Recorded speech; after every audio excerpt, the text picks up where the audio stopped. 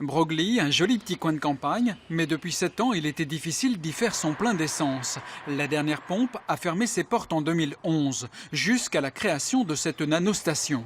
Ce dont se réjouissent les habitants de cette commune. C'est une très très bonne idée. Hein. C'est une pompe qui était attendue depuis 3-4 ans. Depuis l'ouverture de cette station le 29 mars, les clients trouvent le concept très utile. La fréquentation est d'environ 50 passages par jour. Moi je pense que c'est très bien pour l'environnement et tout ça. J'espère que tout le monde fera comme moi, fera le plein à Broglie. Il fallait faire beaucoup de kilomètres avant pour trouver une station-service. Pour ma part, je faisais 15 km pour trouver du gasoil. Comme là aujourd'hui, je viens juste prendre un bidon, c'est pour la motoculture, la tondeuse. Voilà.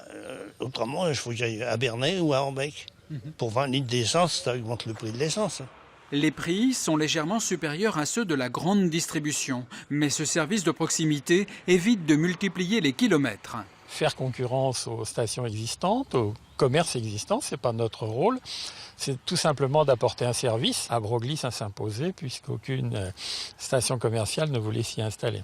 Mais les habitants du secteur ici en parlaient, disaient c'est incroyable, c'est difficile de trouver des stations. Oui, surtout il y a une population âgée en fait sur le territoire, donc une population vieillissante et c'est important pour elle. L'opération a coûté 277 000 €, financée à hauteur de 33% par des aides de l'État et du département. C'est la première station-service intercommunautaire qui voit le jour dans le département de l'Eure.